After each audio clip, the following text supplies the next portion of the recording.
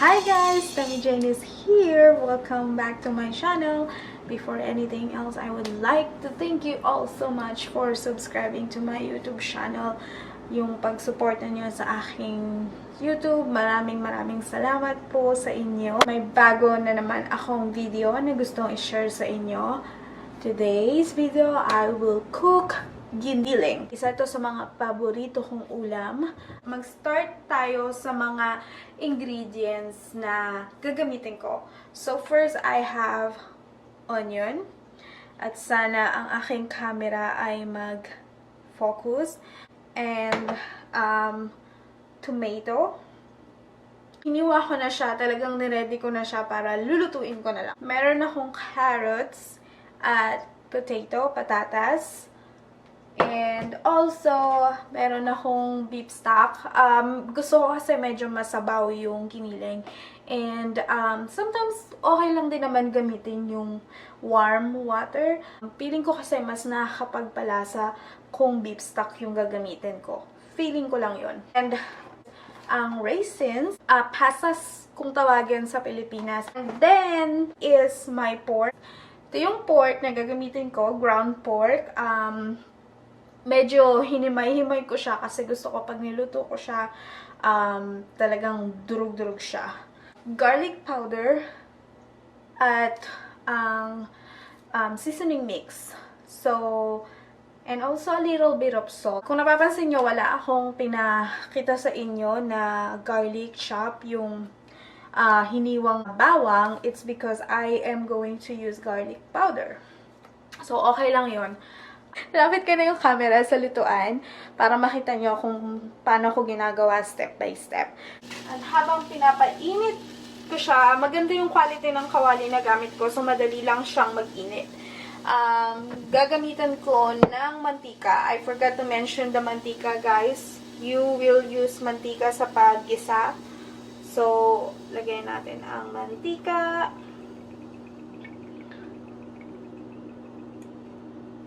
And then, hintayin nating uminit yung mantika.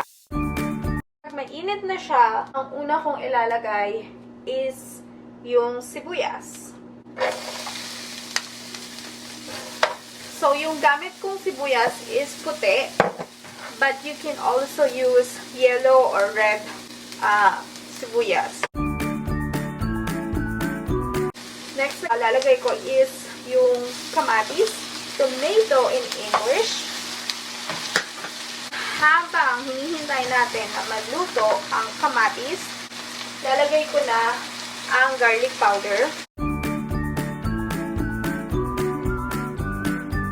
Guys, nakalimutan kong i-mention ang ginagamit kong beef cube. Isa sa mga pangpalasa ay ang beef cube. It's a Knorr. So, lalagay ko na siya.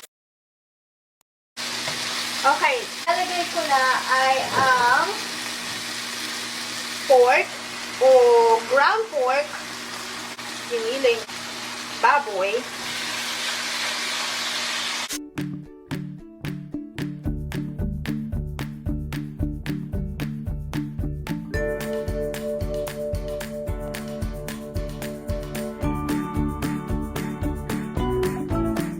Kahaluin ko na siya with the sibuyas at kamatis.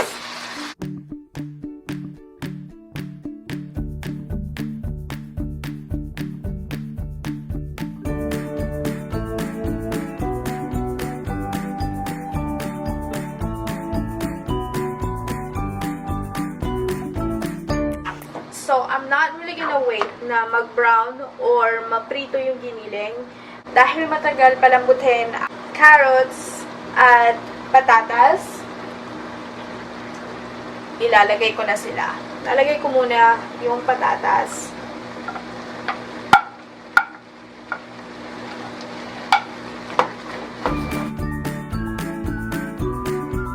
Ilalagay ko na ang carrots.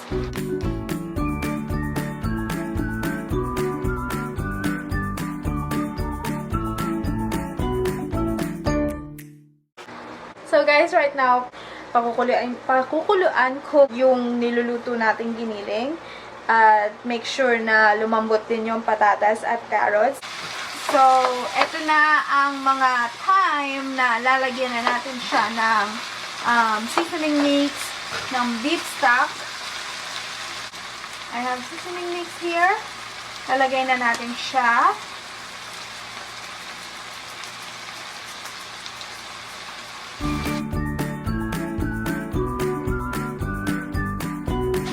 Okay, now lalagay ko na ang beef stock.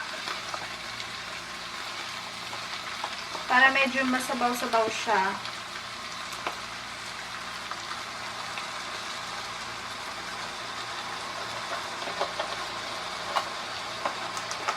And then, next na ilalagay ko is asin.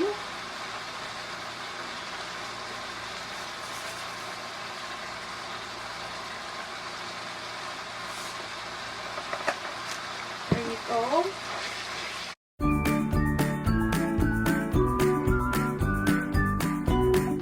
Next na ilalagay ko is ang ating raisins, pasas in Tagalog.